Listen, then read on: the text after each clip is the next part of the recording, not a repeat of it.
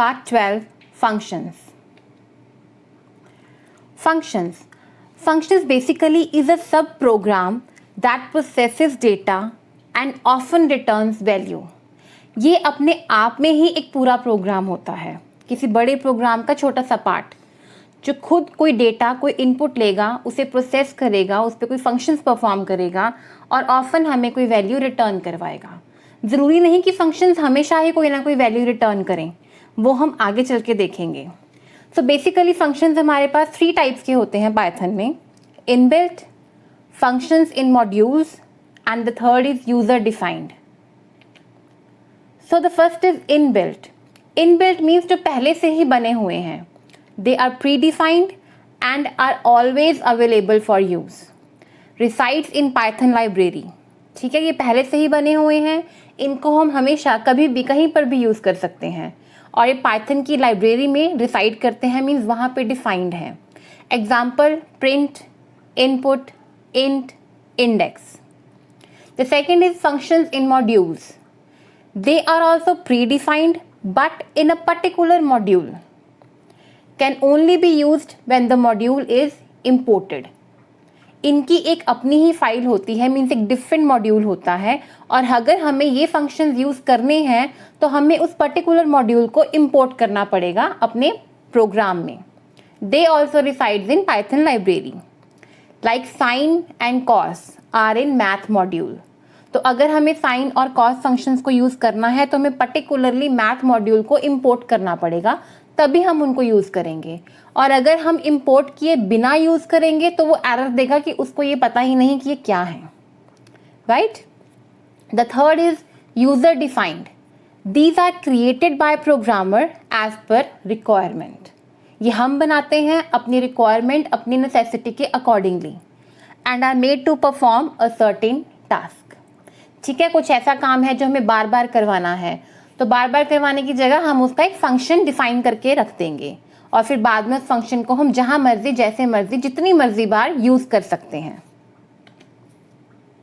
तो सबसे पहले है क्रिएटिंग फंक्शन. अगर हम कोई फंक्शन बनाने जाएं तो वो हम कैसे बनाएंगे? Syntax: the keyword is def, DEF, then function name, brackets, colon.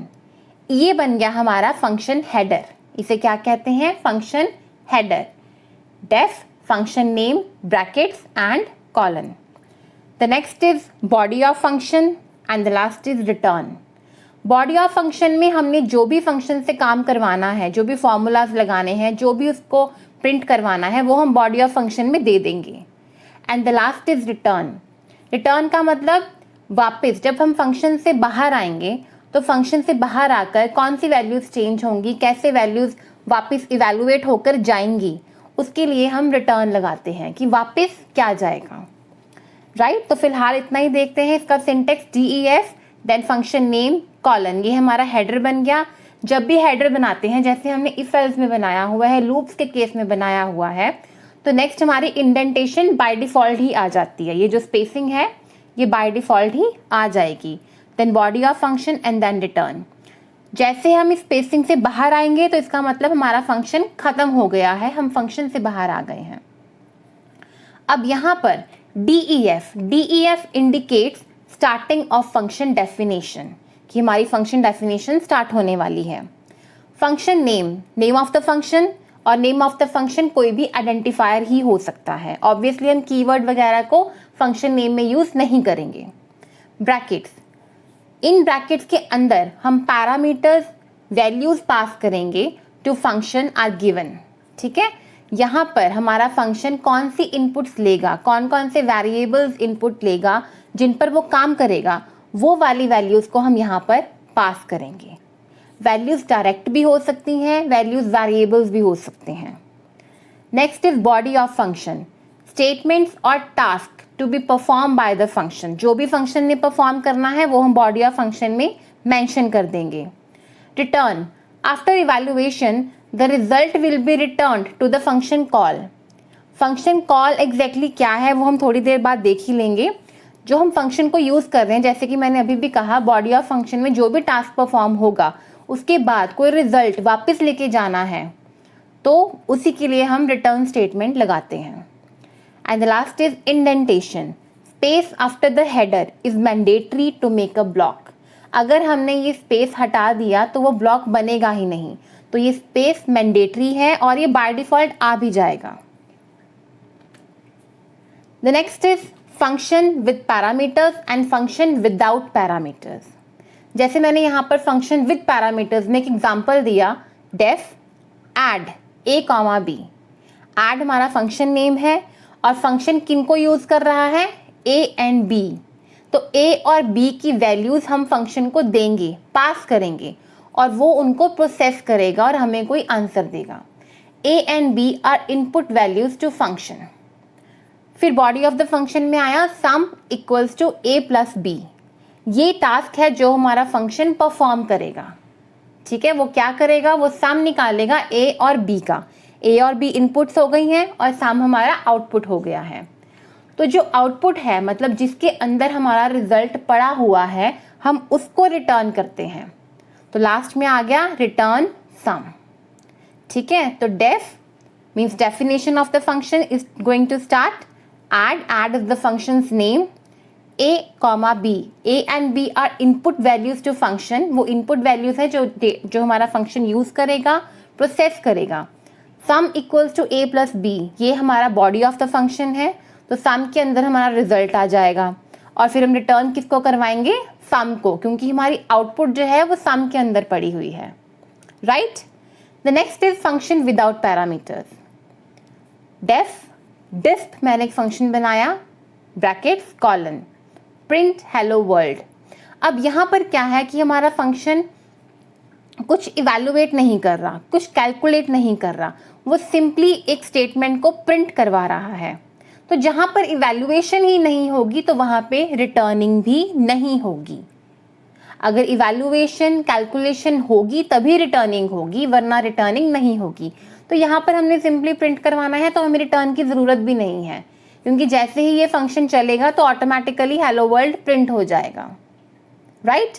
तो ध्यान रखना, जब विद पैरामीटर्स की बात है तो वहाँ पर रिटर्न भी होगा और अगर विदाउट पैरामीटर्स की बात है तो वहाँ पर रिटर्न नहीं होगा. Next is function call. Defining a function doesn't means that function's body is executed.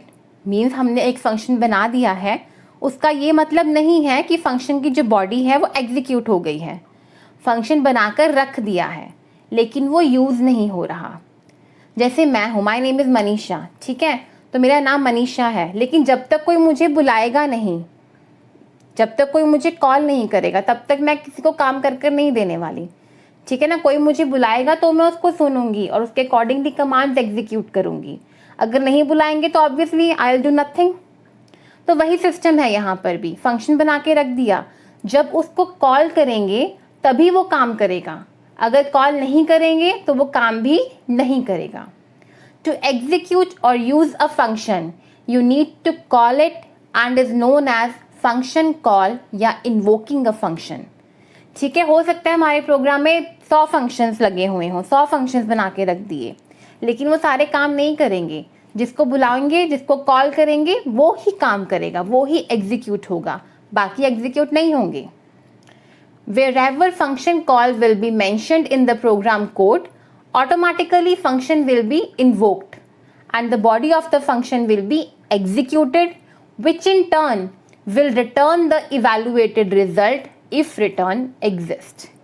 ठीक है, तो प्रोग्राम कोड में जहां पर भी फंक्शन कॉल हम मेंशन करेंगे, ऑटोमेटिकली हमारा फंक्शन इन्वोक हो जाएगा, ट्रिगर हो जाएगा और उसकी बॉडी फंक्शन की एग्जीक्यूट हो जाएगी और बदले में वो रिटर्न करेगा उस रिजल्ट को, इस इवैल्यूएटेड रिजल्ट को, फंक्शन कॉल को, जहां पर भी उसको कॉल किया गया है वहां पर उस रिजल्ट को वापस लेकर जाएगा अगर रिटर्न है तो. ठीक है, सिंटैक्स फंक्शन कॉल का क्या है, सिंपली हमने उसका नेम दे देना है और ब्रैकेट्स. अगर तो पैरामीटर्स हैं तो पैरामीटर्स पास कर दो, अगर पैरामीटर्स नहीं है तो देने की ज़रूरत ही नहीं है. ठीक है, आई होप आपको creating a function, function call with parameters, without parameters समझ में आ गया. Next, structure of Python programme. जब भी हम फंक्शंस बनाते हैं तो हमने फंक्शंस कहाँ पे रखने हैं, कहाँ पे डिफाइन करने हैं. अब देखो, करने को ऐसा कुछ भी हमारे पास कोई फिक्स्ड रूल नहीं है, हम फंक्शंस कहीं पर भी इन बिटवीन भी डिफाइन कर सकते हैं। लेकिन जो हम बेसिक स्ट्रक्चर पाइथन प्रोग्राम का रखते हैं वो कैसा रखते हैं? All functions are defined at the top. सबसे पहले हमने जितने भी फंक्शंस बनाने हैं उनको हम पहले ही डिफाइन कर देते हैं। Statements which are not part of a function comes after the definition of functions. ठीक है, वो स्टेटमेंट्स जो फंक्शंस का पार्ट नहीं है उनको हम फंक्शंस की डेफिनेशंस के बाद लिखते हैं। These statements are not indented and are called top level statements. अब जो फंक्शंस की बॉडी है वो तो इंडेंटेड होगी, ठीक है, उसमें स्पेस आगे होगी ही होगी, लेकिन जो ये स्टेटमेंट्स हैं जो डेफिनेशन के बाद आ रही हैं और वो बॉडी ऑफ फंक्शन का पार्ट नहीं है, ठीक है, they are not part of the function, वो इंडेंटेड नहीं होती और उनको क्या कहते हैं? Top level statements, right? Program execution initiates from these statements and are part of main program. तो जब भी हम प्रोग्राम को एग्जीक्यूट करते हैं, रन करते हैं, जो हमारा प्रोग्राम इनिशिएट होता है वो टॉप लेवल स्टेटमेंट से ही होता है, टॉप लेवल स्टेटमेंट से होता है। और वहां पर जो जिस फंक्शन की कॉल आती है वो फंक्शन ऑटोमेटिकली इन्वोक होता रहता है। Internally Python has a special name of top level statements, main underscore main underscore. ये इंटरनली ही पाइथन ने टॉप लेवल स्टेटमेंट्स को नेम दे दिया है मेन, राइट? तो इसका सिंटेक्स कैसा होगा? Definition def, function name 1, function name 2, function name 3, ऐसे जितने ही फंक्शंस आपने देने हैं वो दे दो और लास्ट में हमारे पास क्या आ जाएंगी? Top level statements. तो जो हमारी एग्जीक्यूशन होगी वो टॉप लेवल स्टेटमेंट से होगी। फिर यहाँ पर जो भी हम लिखेंगे, जिस जिस फंक्शन को हम कॉल करेंगे वो पर्टिकुलर फंक्शन कॉल होता जाएगा, इन्वोक होता जाएगा। तो ये हमारा बेसिक स्ट्रक्चर है पाइथन प्रोग्राम का। तो इसी के साथ हम एक प्रैक्टिकल एग्जांपल देख लेते हैं फंक्शन का। डिफाइन अ फंक्शन, तो पहले हम फंक्शन को डिफाइन करते हैं और फिर उसे कॉल कर भी देखेंगे। डेफ ऐड, फंक्शन का नेम ऐड है, a, b, 2 पैरामीटर्स हैं a एंड b, कॉलन, ये बन गया फंक्शन का header. Body sum equal to a plus b and then return. तो ये हमने एक सिंपल सा फंक्शन बनाया है ऐड करने के लिए 2 नंबर्स को। नेक्स्ट, अब फंक्शन बन गया है, एक फंक्शन विदाउट पैरामीटर भी बना लेते हैं। डेफ डिस्प कॉलन प्रिंट हेलो वर्ल्ड। ठीक है, तो ये 2 फंक्शन हमारे पास हो गए, एक विद पैरामीटर ऐड और एक विदाउट पैरामीटर डिस्प। अब हम दोनों को कॉल करके देखेंगे कि इनको यूज कैसे करना है। फंक्शन कॉल, अभी तक ये दोनों एग्जीक्यूट नहीं हुए हैं, फंक्शन को कॉल करेंगे तभी एग्जीक्यूट होंगे। सबसे पहले मैंने किया डिस्प, सिर्फ नेम लिखा, नो पैरामीटर्स, आंसर आ गया हेलो वर्ल्ड। अब मुझे कहीं पर भी हेलो वर्ल्ड लिखना है तो मुझे सिर्फ डिस्प डिस्प डिस्प लिखना है, automatically hello world hello world hello world आता जाएगा।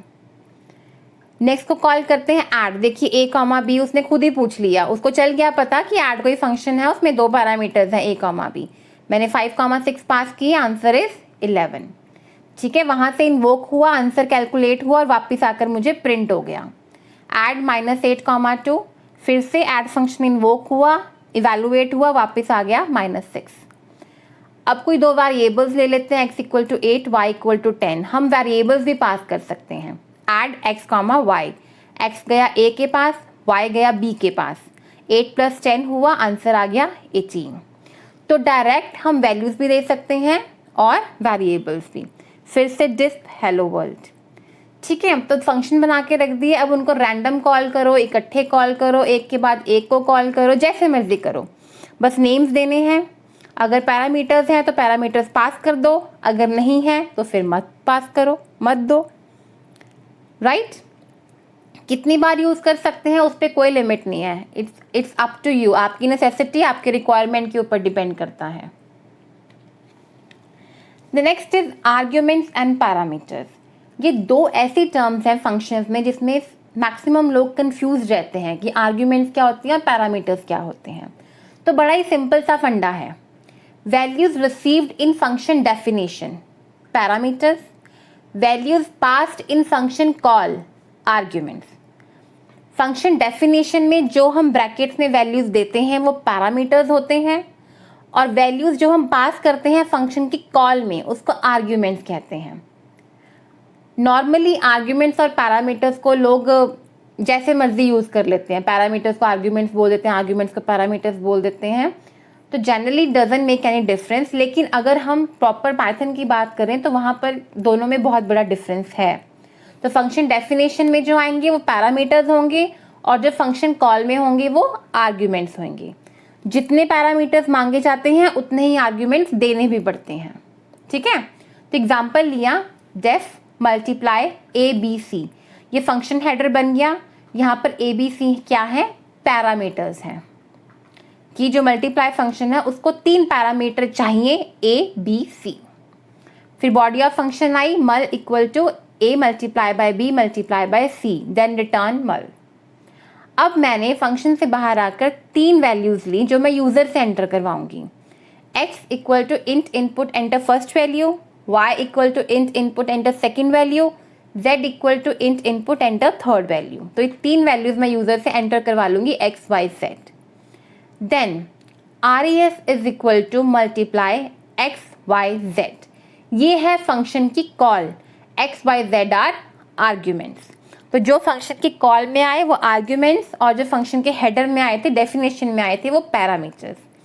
अब यहाँ पर जो भी मल्टीप्लाई से रिजल्ट आएगा वो किस में स्टोर हो जाएगा, res में। तो जैसे ही मैंने यहाँ पर फंक्शन को कॉल किया वो x y z की वैल्यू लेकर यहाँ पर चला जाएगा। यहाँ पर x की वैल्यू a में डाल देगा, y की वैल्यू b में डाल देगा, z की वैल्यू c में डाल देगा। फिर abc बन जाएगा, abc इवैल्यूएट होगा, आंसर मल में जाएगा, मल रिटर्न होगा, रिटर्न होकर मल यहाँ आ जाएगा, और आंसर किस में डाल देगा, res में। And the last statement is print result is res। तो ऐसे काम करेगा हमारा फंक्शन कॉल, फंक्शन डेफिनेशन, और ऐसे हम रिजल्ट निकालेंगे यहाँ से। तो यहाँ पे ध्यान रहे, अगेन पैरामीटर्स होते हैं फंक्शन हेडर में और आर्ग्यूमेंट्स होते हैं फंक्शन की कॉल में। Next is arguments. Arguments are in function call and can be any literal, variable और एक्सप्रेशन। मीन्स जब हम आर्ग्यूमेंट्स पास कर रहे हैं तो वो कोई लिटरल मीन सिंपल वैल्यू हो सकता है, कांस्टेंट वैल्यू, कोई वेरिएबल हो सकता है जैसे कि अभी हमने कर बताया, या फिर कोई एक्सप्रेशन भी हो सकता है। अब यहाँ पर इसका एग्जांपल देखते हैं कि मैंने एक फंक्शन बनाया डेफ मल्टीप्लाई ए बी, 2 पैरामीटर्स का, mul is equal to A multiply by B and return mul. X और वाई 2 वेरिएबल्स लिए जो यूजर से एंटर हो जाएंगे। अब यहाँ पर मैं 4 टाइप्स की कॉल लगा रही हूँ और चारों अलग अलग तरह की होंगी। res1 multiply X comma Y, function call X Y are variables, ये फंक्शन की कॉल है, लेकिन यहाँ पर जो आर्ग्यूमेंट्स पास हुए हैं वो क्या है, वेरिएबल्स हैं। इन वेरिएबल्स में इनपुट यूजर देगा और फिर ये वेरिएबल्स कॉपी हो जाएंगे पैरामीटर्स के पास। res2 equal to multiply 5 comma 6, function call 5 and 6 are literals, ये कांस्टेंट वैल्यूज हैं, 5 a में गया और 6 b में गया। res3 equal to multiply y plus 2 comma x minus 5, ये भी फंक्शन की कॉल है। y प्लस 2 x माइनस 5 ना तो वेरिएबल्स हैं सिंपल, ना तो लिटरल्स हैं, ये क्या है, दोनों एक्सप्रेशंस हैं। जो भी वैल्यू y में जाएगी वो प्लस 2 होएगी और जो भी वैल्यू x में जाएगी वो माइनस 5 होगी। तो a में क्या जाएगा, y प्लस 2, और b में क्या जाएगा, x minus 5। And the last is res4 equals to multiply x comma 8, हम मिक्स भी कर सकते हैं। तो यहाँ पे फंक्शन की कॉल में एक वेरिएबल है और एक लिटरल है, तो ऐसे हम एक्सप्रेशन लिटरल वेरिएबल को मिक्स कर भी दे सकते हैं। It's up to our requirement, जो भी हम चाहते हैं वैसे कर सकते हैं, ठीक है। तो ये थे हमारे आर्ग्यूमेंट्स। तो आर्ग्यूमेंट्स लिटरल, वेरिएबल या एक्सप्रेशन, तीनों में से कोई भी हो सकते हैं। Next category is passing parameters, right, कि जब हम पैरामीटर्स को वैल्यूज पास करते हैं, ऑब्वियसली आर्ग्यूमेंट्स ही पास होते हैं, तो किस किस तरह से हो सकता है। पैरामीटर्स फंक्शन हेडर में होते हैं. Parameters are in function header. As many variables are mentioned in parameters are must be passed means 3 parameters then 3 arguments. जितने पैरामीटर्स फंक्शन को चाहिए उतने आर्ग्यूमेंट्स हमें पास भी करने पड़ेंगे. There are 3 more methods to send and match arguments and parameters. The first is positional, the second is default and the third is keyword. ये 3 और तरीके हैं जिससे हम आर्ग्यूमेंट्स और पैरामीटर्स की मैचिंग करवा सकते हैं और भी किसी मेथड से हम पास कर सकते हैं आर्ग्यूमेंट्स को. तो let us see them one by one. सबसे पहले है पोजिशनल आर्ग्यूमेंट्स.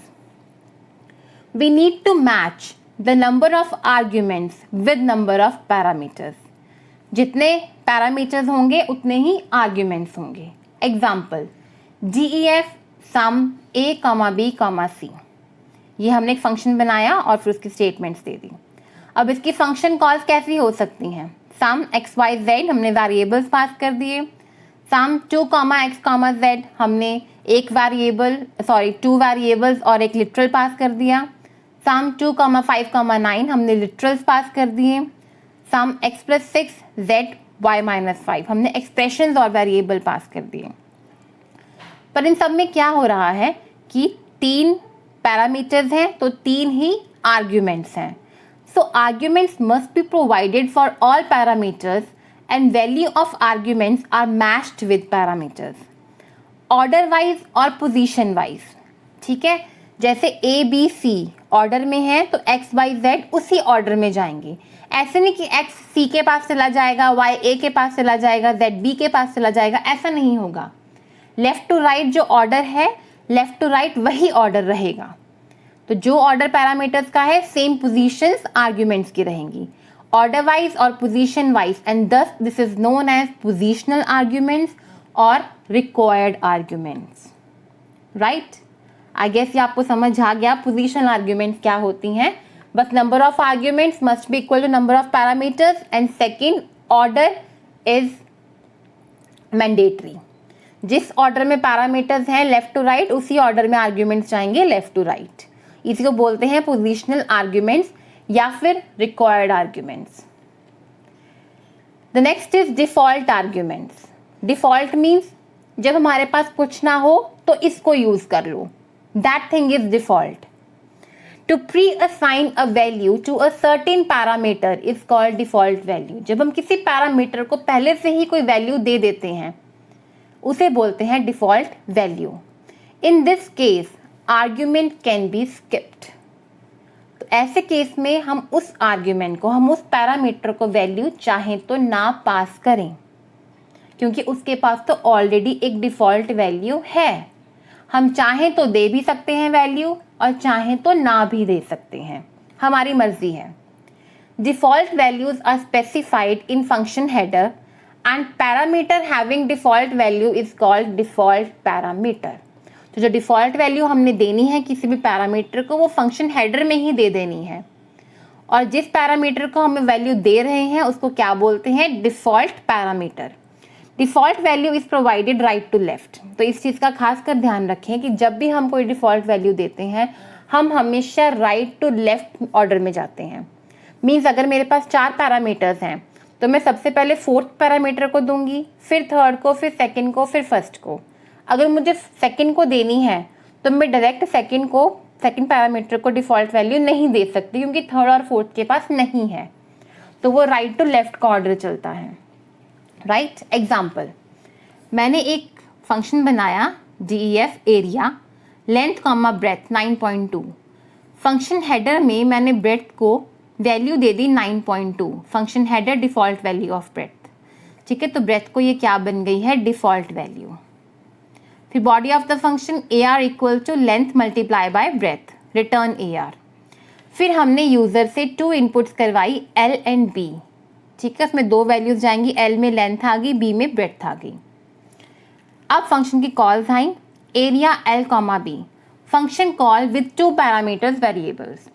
तो जो L में जाएगा, जो भी वैल्यू L में यूज़र मतलब एंटर करेगा वो कॉपी हो जाएगी लेंथ में और जो B में डालेगा वो कॉपी हो जाएगा ब्रेथ में. तो जो ब्रेथ में ऑलरेडी 9.2 है वो ओवरराइड हो जाएगा. ठीक है, ओवर रिटर्न हो जाएगा, उसको वो खत्म कर देगा और जो नई वैल्यू आएगी वो ले लेगा। Area 5,4 function call with 2 parameters literals. अब यहाँ पर 5 गया लेंथ में और 4 गया ब्रेड्थ में। तो ब्रेड्थ की जो 9.2 वैल्यू है वो तब यूज होगी जब हम ब्रेड्थ को वैल्यू पास नहीं करेंगे, कोई आर्ग्यूमेंट पास नहीं करेंगे। अगर कर रहे हैं तो 9.2 को वो खत्म कर देगा और जो न्यू वैल्यू है वो उसको ले लेगा जो हमने पास की है। अगर हम पास नहीं करेंगे तो 9.2 यूज होगी। थर्ड केस में एरिया 10। अब मैंने सिर्फ 1 पैरामीटर पास किया, फंक्शन कॉल विद 1 पैरामीटर, वो भी लिटरल। 1 वैल्यू पास की तो वो किसके पास गया, 10 लेंथ के पास, और ब्रेड्थ को तो मैंने वैल्यू पास ही नहीं की, तो ब्रेड्थ क्या करेगा, अपनी डिफॉल्ट वैल्यू उठा लेगा 9.2। इस केस में एरर नहीं आएगा क्योंकि डिफॉल्ट वैल्यू गिवन है। अगर डिफॉल्ट वैल्यूज ना होती और हम ऐसे आर्ग्यूमेंट भी पास नहीं करते तो गड़बड़ हो जाती, तो हमारे पास एरर आता, लेकिन अभी हमारे पास एरर नहीं आएगा। And the last is area L, function call with 1 parameter variable L pass किया, वो लेंथ में चला गया, बी को हमने पास ही नहीं किया तो ब्रेड्थ अपनी डिफॉल्ट वैल्यू उठा लेगा 9.2। ठीक है, तो पैरामीटर्स को हमने आर्ग्यूमेंट्स पास कर दिए। यह है हमारा डिफॉल्ट आर्ग्यूमेंट्स। थर्ड कैटेगरी है कीवर्ड आर्ग्यूमेंट्स की। Order of parameters have to be maintained in both positional and default method. चाहे डिफॉल्ट में डिफॉल्ट वैल्यू यूज हो रही है और पोजिशनल में तो हम ऑर्डर पे ही ध्यान देते हैं, तो ऑर्डर ऑफ पैरामीटर्स दोनों में मेंटेन करना ज़रूरी है। But in keyword arguments you can change the order of arguments. ठीक है, आप अपने पैरामीटर्स को जो आर्ग्यूमेंट्स पास कर रहे हो आप उनका ऑर्डर चेंज कर सकते हो। You can write any argument first and in last provided you must name the argument. अब अगर आपने उल्टे सीधे कर दिए आर्ग्यूमेंट्स तो कैसे पता चलेगा? ठीक है, तो उसके लिए हमारे पास एक रूल है कि आपको प्रोवाइड करने हैं नेम। जो भी पैरामीटर हैं आपको आर्ग्यूमेंट्स में उनके नेम देने पड़ेंगे। Example, def sum a, b, c colon s is equal to a plus b plus c, ये बॉडी बन गई, रिटर्न s। अब जब मैंने फंक्शन कॉल लगानी है, सॉरी यहाँ पे s आ गया, यहाँ पे सम आना था पूरा, sum b equal to 5, c equal to 9, a equal to 6। ठीक है, तो जब हमने ये लगाना है तो ये b किसके पास चलेगा, सेकंड के पास, c जाएगा थर्ड के पास और a जाएगा फर्स्ट के पास। Similarly next case, c equal to 10, a equal to 18, b equal to 12। तो ये c गया c के पास, a गया सेकंड आर्ग्यूमेंट गया फर्स्ट के पास और थर्ड आर्ग्यूमेंट गया सेकंड के पास, तो उल्टा सीधा हो गया। ठीक है, तो कैसे पता चला कौन सा आर्ग्यूमेंट कौन से पैरामीटर के पास जा रहा है, उसके नेम से। ये है हमारा कीवर्ड आर्ग्यूमेंट्स। तो इन आर्ग्यूमेंट से एक प्रैक्टिकल एग्जांपल देख लेते हैं। सबसे पहले हम फंक्शंस क्रिएट करते हैं, फंक्शंस डेफिनेशंस दे देते हैं। ठीक है, तो मैं 2 फंक्शंस बनाऊंगी, डेफ सब a, b, s is equal to a minus b, return s। यहाँ पर मैंने डिफ़ॉल्ट वैल्यू नहीं दी है। अब एक फंक्शन बनाएंगे, उसमें डिफ़ॉल्ट वैल्यू देंगे, def mul x, y, z equals to 10, m equals to x multiply by y multiply by z, return m। Right, अब हम 1 बाय 1 सारे आर्ग्यूमेंट्स देखेंगे। The very first is positional arguments. तो positional में तो कुछ भी नहीं, हमें सिंपली फंक्शन का नेम देना है और पैरामीटर्स पास कर देने हैं, आर्ग्यूमेंट्स दे देने हैं। सब a, b उसने पूछ ही लिया, तो 5, 8, 5 गया a के पास, 8 गया b के पास, तो आंसर आ गया -3। ठीक है, जैसे ही मैंने फंक्शन की कॉल लगाई वो यहाँ गया, वैल्यूज पास हुई, रिजल्ट कैलकुलेट हुआ और रिजल्ट वापस आ गया मेरे पास -3। पोजिशनल आर्ग्यूमेंट हम इस पे रहने देते हैं क्योंकि इसमें डिफॉल्ट वैल्यू गिवन है। Let us move to default arguments.